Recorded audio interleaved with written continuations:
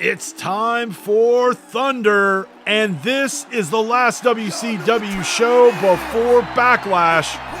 Earlier this week on Nitro, Cody Rhodes' two tag team partners for Backlash were revealed, LA Knight and R-Truth. And that reveal came at the expense of Gallows and Anderson. And after that went down, Truth got to the back. He went to WCW management, demanded a match here tonight on Thunder against the third man from their team, the Monster Abyss. WCW officials made that happen, and it's our opening match here tonight. Thank you for joining us this week, and right off the bat, Truth, not wasting any time. Truth, who was a part of Team WCW back at Survivor Series, a team captained by, at the time, WCW World Champion Cody Rhodes. He showed on multiple occasions that he had the American Nightmare's back. And then LA Knight, someone who's had his own long-running documented history with AJ Styles most recently at Elimination Chamber. He had a shot at AJ Styles and the WCW World Championship.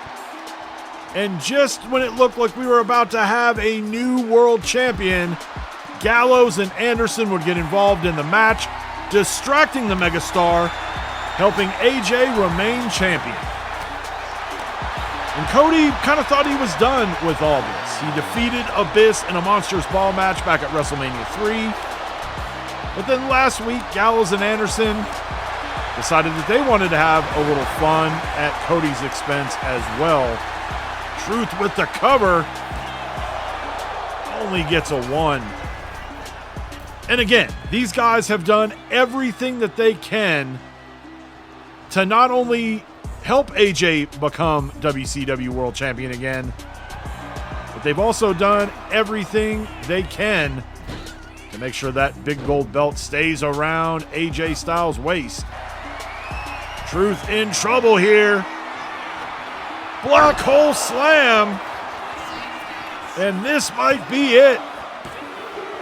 And it is Abyss with the win. And will this win give his team any added momentum heading into this weekend's six-man tag match?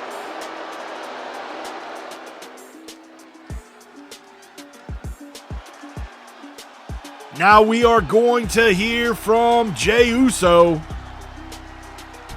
Jey, who will be pulling double duty this weekend at Backlash. He has his rematch against Drew McIntyre for the WCW United States Championship. Then he'll also be involved in a six-man tag, teaming with his cousin Roman Reigns and Seth Freakin Rollins. They take on, really, a trio, a mystery team that we know absolutely nothing about. We don't know who they are. We don't know where they came from. All we know is they have a big problem with Roman Reigns, and they have made it a point to attack anybody close to the WWE World Heavyweight Champion. Started with Seth Rollins, and then they showed up here in WCW and attacked Jey Uso as well.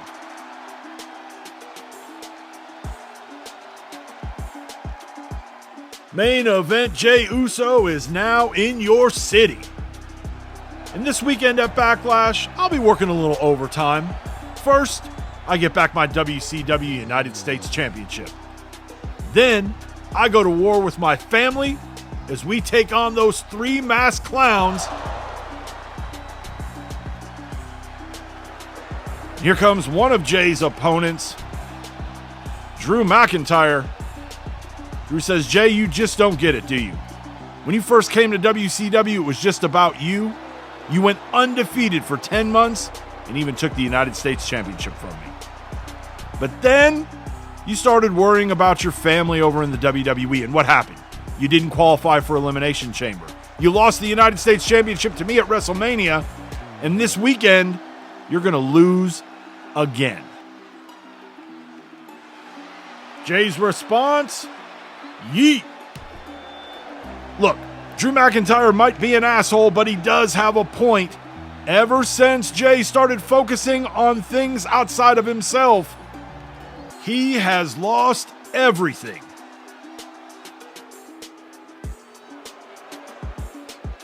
Up next, Dirty Dom on his way to the ring. Well, scratch that. Dom already in the ring. He says, all I keep hearing about is this great new luchador, Penta. Penta, I'm calling you out. Take me on at Backlash, and let's see how you do against the greatest luchador in the world today. We'll see what Penta has to say, but tonight, Dirty Dom going one-on-one with Joe Gacy. And here we go, Dom going right for Gacy. Kind of a bold challenge on Dom's part. Obviously, the reputation that Penta has all around the world, the fact that he's here in the open mic universe now, we'll find out what is in store for him as far as which brand he'll be on in just a few weeks when we have our yearly draft. But we've seen him perform here in WCW. We've seen him perform in WWE as well. And you got to think that management from both brands have liked what they have seen from Penta. He would be a hell of an asset for either brand. So it might not be smart for Dom, as accomplished as he may be here in the open mic universe, to call Penta out. We'll find out if Penta accepts the challenge. Swinging neck breaker from Dirty Dom, goes for the cover. It only gets a 1. Dom can't believe it. Michinoku driver now, grabs the leg. And Dirty Dom is your winner, as he picks up the win here on Thunder. Maybe we're going to see him in a few days at Backlash. We'll find out. Let's take a look at the WCW side of the Backlash card, a match we just talked about. The challenge has been issued by Dirty Dom. Will Penta accept? We've got a WrestleMania 3 rematch. Drew McIntyre defends the WCW United States Championship against the man he took it from. But is the Scottish psychopath correct? Is Jey spreading himself too thin by trying to do too much at Backlash? When Cody Rhodes needed to find 2 tag team partners, he didn't have to look far to find 2 guys who wanted to get their hands on Gallows, Anderson, and Abyss as well. He teams with LA Knight and R-Truth as they take on AJ Styles' Goon Squad. And then we've got a triple threat match for the WCW Women's Championship. Champion Raquel Rodriguez has been the big winner in this ongoing feud between Bianca and Jade, but at Backlash, that advantage could turn into a disadvantage, as Raquel does not have to be pinned or submitted to lose her WCW Women's Championship. And with that match in mind, it is time for our main event. And we are going to have a tornado tag match. 3 teams. Bianca, her tag team partner, Rhea Ripley, Jade Cargill will be teaming with Giulia. And Raquel Rodriguez, the champion. Her partner tonight, Sonya Deville. And while these 3 ladies will be on their own come Backlash, this could give us a little bit of a preview, referee goes down, of what we can expect this weekend. And ultimately, this match at Backlash kind of works against the champion. I mean, we saw it at Starrcade. Bianca clearly on her way to becoming WCW Women's Champion. And her best friend, a woman she thought of like a sister, was in her corner to watch her back. She would enter the ring and attack Bianca out of jealousy because Bianca was getting an opportunity that she wanted.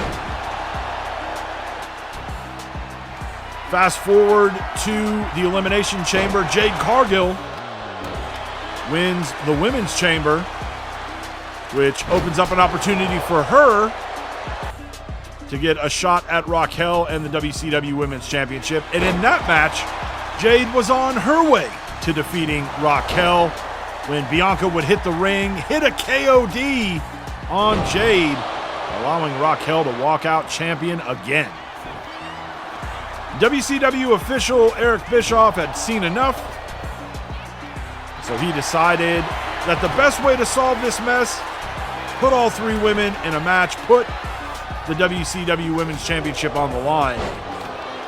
And if nothing else, maybe this particular chapter can finally come to an end. Obviously, we don't know what to expect with the draft coming up in a couple of weeks.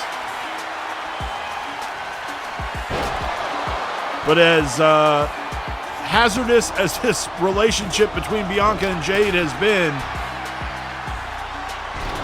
for the sake of the women on the WCW women's roster, it may not be a bad idea for, if either of them don't walk away with the championship this weekend, it may not be a bad idea to see one of them shipped over to the WWE. Clothesline there from Sonya. Now Rhea slams Sonya to the mat.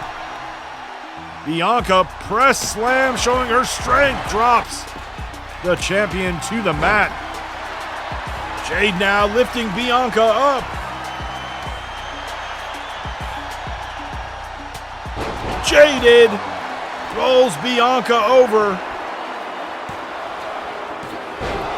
But Bianca able to get her right shoulder up. But she is down, everybody down but Jade at this point. Now Jade getting Raquel up. Hits another Jaded.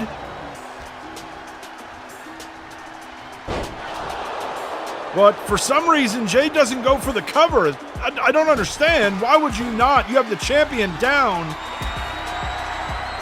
Why not try to end this match? But now Rhea delivering some shots to the head of Raquel, hooks the leg. Bianca and Rhea, your winners, thanks to a mistake by Jade Cargill. Now you got to wonder, how will this mistake affect Jade heading into Backlash?